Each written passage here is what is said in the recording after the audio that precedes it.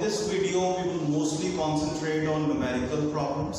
हमने थ्योरी का पार्ट पढ़ लिया, हमने मूवमेंट ऑफ फोर्स पढ़ लिया, हमने प्रेशर के बारे में पढ़ लिया, थोड़ा सा काफ़ी कुछ जान गए, थ्रस्ट क्या होती है, प्रेशर कैसे कैलकुलेट करते हैं, मूवमेंट ऑफ फोर्स क्या होता है, परपेंडिकुलर डिस्टेंस क्या होता है, इनका आपस में क्या रिलेशन है. Now let's have a look at numericals in order to understand that.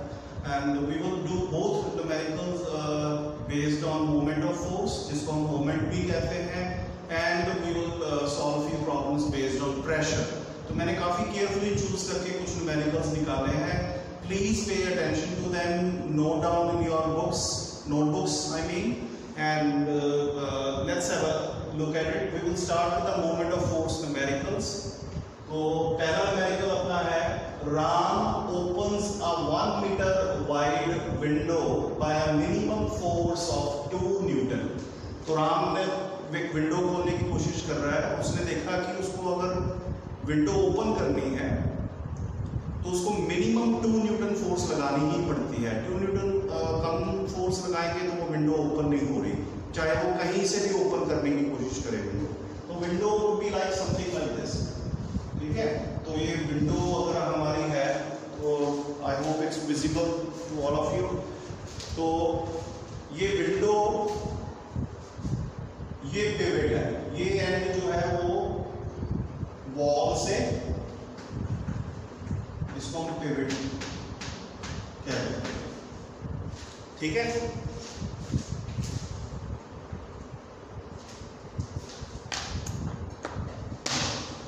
तो ये पिवटेड एंड है. तो हमारे पास ऑप्शन ये है कि हम ये हैंडल जो है कहीं भी लगा सकते हैं.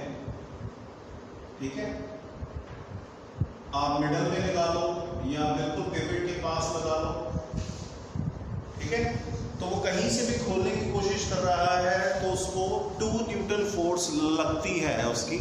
दैट मीन्स कि उसकी अगर मिनिमम 2 न्यूटन फोर्स लग रही है वो तभी पॉसिबल है जब वो पिवट से मैक्सिमम डिस्टेंस दूर वो लगाए. ये हमने एक्सपेरिमेंट पहले भी किया था, एक्टिविटी करके भी देखी थी.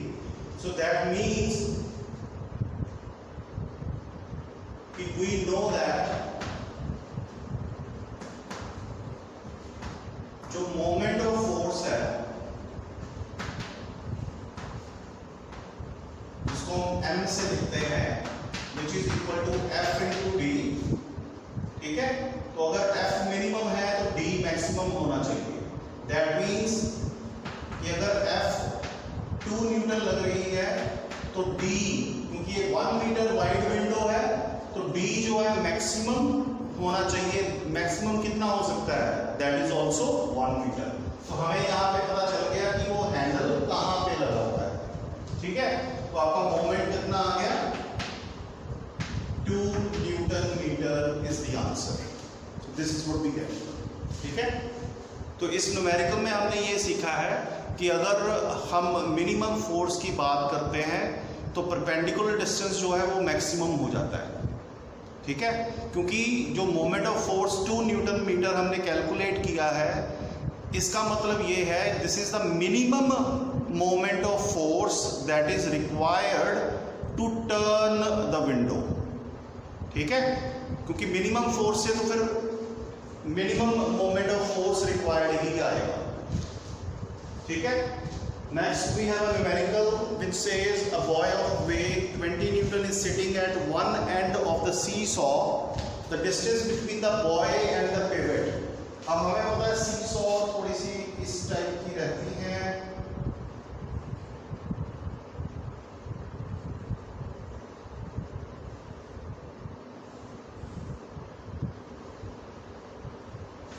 पूरा बैलेंस तो नहीं है, लुक्स मोर लाइक अ डंबल, पर बीच में यहाँ पे ये पिवट है. बीच में देखा है ना आपने, तो इसके अराउंड सीसॉ जो है ऊपर नीचे पिवट के अराउंड होती है. So what we have is the weight of the boy is 20 Newton.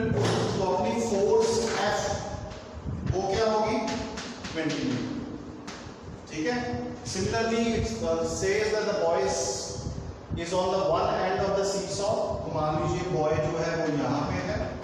ठीक है, and the distance between the boy and pivot is 3 meter. तो मीटर गिवन है, दैट मीन्स डी की वैल्यू जो है परपेंडिकुलर डिस्टेंस की वो 3 मीटर है।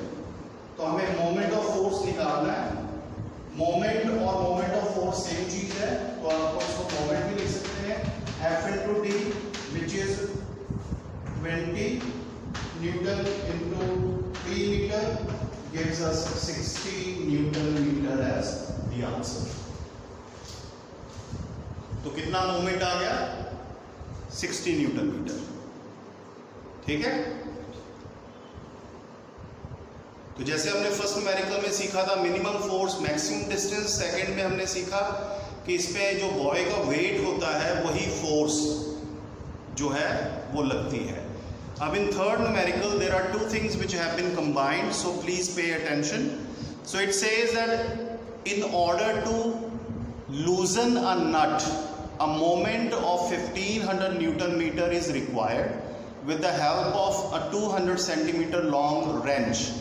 Calculate the magnitude of the force to be applied. तो इसमें हमें कहा गया है कि अगर आपको एक नट को लूज करना है हम रेंच की हेल्प से, और रेंच की हमें लेंथ दी हुई है कि वो 200 सेंटीमीटर लॉन्ग है, तो कितना आपको टर्निंग इफेक्ट कितना होना चाहिए? 1500 न्यूटन मीटर। तो वो जो मोमेंट है या टर्निंग इफेक्ट है वो फिक्स है। दैट मीन्स कि 1500 न्यूटन मीटर से अगर हम कम लगाएंगे तो वो नट लूज नहीं होगा। सिमिलरली यहां पे जैसे ये हमने किया था कि आपका जो है 2 न्यूटन मीटर, यहां पे हमारा 2 न्यूटन मीटर आया था विंडो ओपन करने के लिए। अगर मैं यही कहूं कि हम मान लीजिए कि हम यहीं पे 1 मीटर डिस्टेंस लेके मैं अगर 4 न्यूटन फोर्स लगाता तो फिर कितना हो जाना था? 4 into 1 4 न्यूटन मीटर। तो उसका मतलब क्या है? तो टर्निंग इफेक्ट 4 न्यूटन मीटर अगर हम लगाते तो उसका मतलब यही था कि विंडो जो है वो थोड़ा फास्टर टर्न करती, ठीक है। पर अगर हम 4 न्यूटन फोर्स लगाते और हम मिडल में लगाते, फिर अगर हम मिडल में लगाते तो आपका डिस्टेंस कितना हो जाना था? 0.5, 1 मीटर का हाफ 0.5 into 4 2 न्यूटन मीटर। तब भी डोर ओपन हो जानी थी, विंडो ओपन हो जानी थी, क्योंकि 2 न्यूटन मीटर जो है मिनिमम हमें मोमेंट चाहिए, मोमेंट ऑफ फोर्स। समझ रहे हैं? तो मतलब मिनिमम एक मोमेंट ऑफ फोर्स होता है जिसके बिना किसी डिवाइस को, अगर आप जैसे नट को लूज करना है तो उसके लिए 1500 न्यूटन मिनिमम मोमेंट चाहिए, ठीक है। इससे कम अगर मोमेंट हुआ तो वो नट जो है वो लूज नहीं हो पाएगा। अब हम क्या यूज कर रहे हैं? रेंच। तो उसकी लेंथ क्या है? रेंच की लेंथ ऑफ रेंच लिख लेते हैं। अभी हमें पता नहीं है कि वो परपेंडिकुलर डिस्टेंस कितना है, ठीक है। तो लेंथ ऑफ रेंच जो है 200 सेंटीमीटर है, विच इज 0.2 मीटर। अगर हम इसको मीटर में कन्वर्ट कर लें तो ठीक है। अब let's have a look at it. Force हमें निकालनी है, फाइंड करनी है कितनी फोर्स लगेगी हमारी। अब पार्ट ए में देखिए, पार्ट ए में हमें कहा गया है कि if the wrench is to be held from the extreme end, तो रेंच को हम अगर बिल्कुल दूसरे एंड से पकड़े, ठीक है, ये आपका पिवटेड हो जाएगा, यहां से हम रेंच को पकड़ के ऐसे उसको लूज करने की कोशिश कर रहे हैं, तो उनके बीच में जो परपेंडिकुलर डिस्टेंस है वो कितना हो जाएगा? That would become equal to the length of the wrench. तो अगर रेंच को एक्सट्रीम एंड से हम पकड़ रहे हैं तो उसका मतलब जो हमारा परपेंडिकुलर डिस्टेंस है वो पूरे का पूरा 0.2 मीटर बन गया, ठीक है। अब हमें क्या निकालनी है? फोर्स। वी नो दैट अगर moment of force m is equal to F into D, तो F क्या हो जाएगा? m over d। F is equal to m divided by d। Moment कितना है? 1500 newton metre divided by d कितना है? 0.2 metre. Metre की मीटर से कटिंग होगी, ये 0.2 2 डिवाइडेड बाय 10 ऊपर चला जाएगा और इसकी कटिंग करके हमारे पास 7500 न्यूटन ये फोर्स आ जाएगा, 7500 न्यूटन। ठीक है, तो ये आपका ए पार्ट हो गया। अब बी पार्ट में अगर आप देखेंगे तो वहां कहा गया है कि रेंच को हमें मिडल पॉइंट से पकड़ना है। तो मिडल पॉइंट से पकड़ना है तो आपका मोमेंट तो सेम है 1500 न्यूटन मीटर, वो नहीं चेंज करेगा, पर आपकी जो डी है वो 0.2 डिवाइडेड बाय 2 होगी, जो टोटल लेंथ है उसका हाफ रहेगी, तो वो कितनी आ गई 0.1 मीटर। तो अगर आपको F फाइंड करना है इस केस में तो वो हो जाएगा m/d इक्वल टू, अगर आप सॉल्व करेंगे ये आ जाएगा 15,000 न्यूटन, उसका डबल। ठीक है, तो वो सेल्फ अंडरस्टूड है कि अगर आप डिस्टेंस को, परपेंडिकुलर डिस्टेंस को हाफ कर देंगे तो हमें जो फोर्स अप्लाई करनी पड़ेगी वो डबल हो जाएगी। अगर हमें next question is a spanner opens a bolt by applying a force of 100 Newton. Length of spanner is given 10 centimeter. If force is reduced to 50 Newton, what should be the length of the spanner? तो इसमें ये कहा जाता है कि spanner है जिसको bolt open करने के लिए हम यूज करते हैं। फोर्स जो हम अप्लाई कर रहे हैं अभी वो 100 न्यूटन है और स्पैनर की लेंथ जो है 10 सेंटीमीटर है। अगर हम चाहते हैं कि हम 50 न्यूटन फोर्स ही लगाएं तो स्पैनर की लेंथ क्या हो? वैसे तो आप देख के बता ही सकते हैं, अगर हमें 100 न्यूटन से 50 न्यूटन करनी है, फोर्स हाफ करनी है, तो लेंथ जो है वो डबल हो जानी चाहिए। पर let's see in numericals how to solve it, कि उसमें होती है नहीं होती है। तो what we have is force applied F, that is 100 newton. तो फर्स्ट वाला केस हम पहले कर लेंगे। इसमें लेंथ ऑफ स्पैनर जो है वो 10 सेंटीमीटर है। हम ये मान के चलते हैं कि हम उसको पूरा 10 सेंटीमीटर दूसरे एंड से ऐसे यूज कर रहे हैं ताकि इस फोर्स से हमें पता चल जाए कि मोमेंट कितना आएगा। तो D की वैल्यू आपकी 10 सेंटीमीटर, जिसको आप सॉल्व करेंगे तो ये 0.1 मीटर बन जाएगी। अब moment M is equal to F into D, which is 100 into 0.1, 10 newton metre आपका मोमेंट ऑफ फोर्स आ गया। अब ये मोमेंट ऑफ फोर्स चेंज नहीं करेगा। तो अगर हमारे पास ये है, हमें दिया गया है कि रिड्यूस्ड फोर्स F वो 50 न्यूटन है, तो हमें D फाइंड करना है कि लेंथ स्पैनर की कितनी रखनी है। तो that D would be moment divided by force 10 newton metre divided by 50 newton. तो न्यूटन यहाँ से कट जाएगा, ये 0 कटेगी, 1/5 इसको आप सॉल्व करेंगे तो 0.2 मीटर या फिर 200 सेंटीमीटर, सॉरी 20 सेंटीमीटर। तो स्पैनर की लेंथ डबल होगी। तो सीधा सा रिलेशन है, अगर आपको फोर्स हाफ करनी है तो आपको जो परपेंडिकुलर डिस्टेंस डबल करना पड़ेगा, क्योंकि ये inversely proportional to each other है। Okay, so with that we finish off with few numericals that we done for moment of force. Let's try and see the numericals of pressure. मैंने एक warm up numerical पहले लिखा है, उसके बाद हम नीचे ये टेबल की तरफ देखेंगे कि ये क्या है। आपका जो फर्स्ट क्वेश्चन मैंने वार्म अप लिखा है कि एक ब्रिक वेज 100 न्यूटन, तो एक ब्रिक जो है 100 न्यूटन की है, उसको हमने, जिसका बेस एरिया 1 मीटर स्क्वायर का है, हमने उसको एक टेबल टॉप पे रखा है, मतलब टेबल के ऊपर रखा है। तो आप pressure exerted on the table निकालना है। वी नो दैट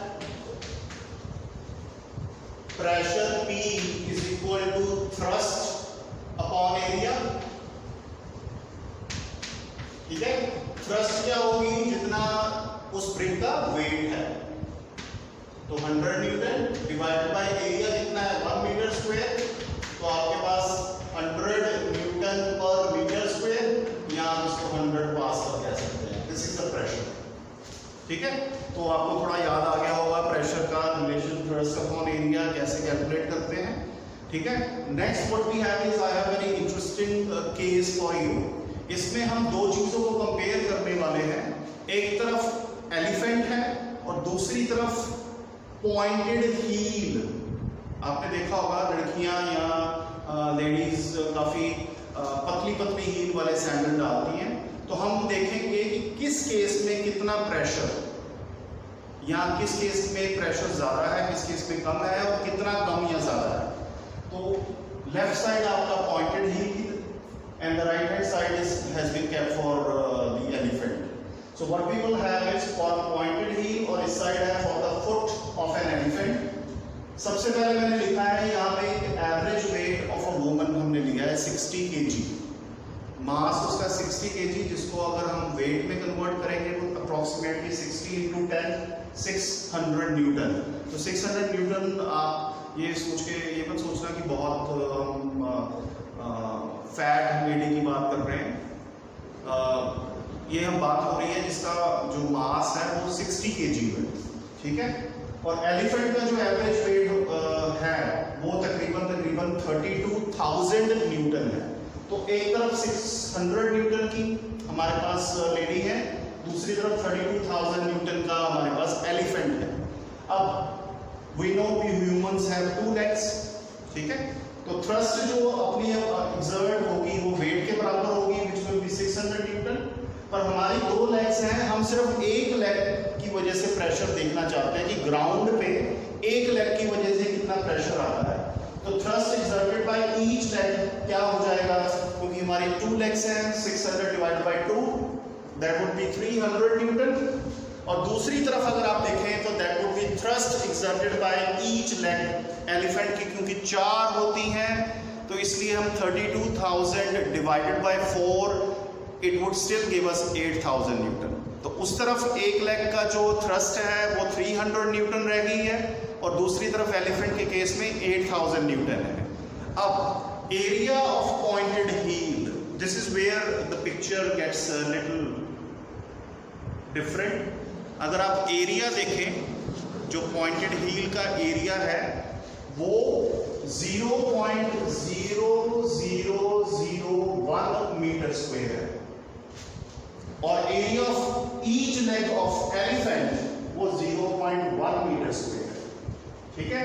तो हम अगर प्रेशर कैलकुलेट करना चाहते हैं, हमें पता है वो थ्रस्ट अपॉन एरिया है, तो वो हो जाएगी 300 डिवाइडेड बाय 0.0001 मीटर स्क्वायर और वो कैलकुलेट सॉल्व करके हमारे पास 30 lakh pascal pressure.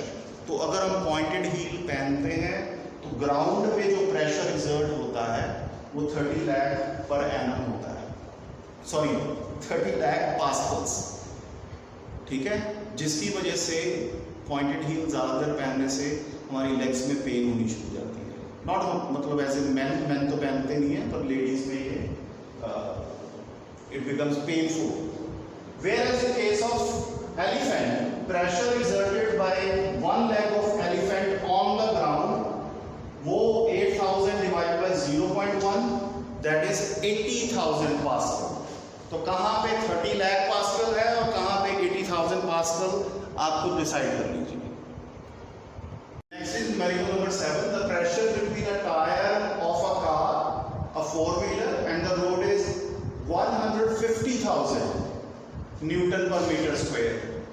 What is the area of contact between the tire and the road if the car has a weight of 15,000 Newton? ठीक है, तो इसमें हमें नोट करने वाली बात यह है कि जो हमें प्रेशर गिवन है वो है 1 tyre. There are 4 tyres of a car, एक टायर का रोड के साथ। So pressure of each tire on road, each tire, तो वो क्या है 150,000 पास्कल, ठीक है। हमें है total weight of car on 4 tyres. 4 tyre होते हैं क्योंकि हमें कार का टोटल वेट गिवन है 15,000 न्यूटन टोटल वेट हो गया। तो थ्रस्ट जो होगी ऑन ईच टायर,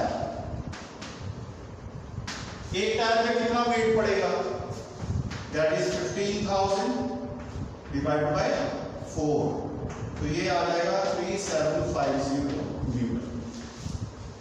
एक टायर पे कितना वेट पड़ेगा डिवाइड बाय 4, ठीक है।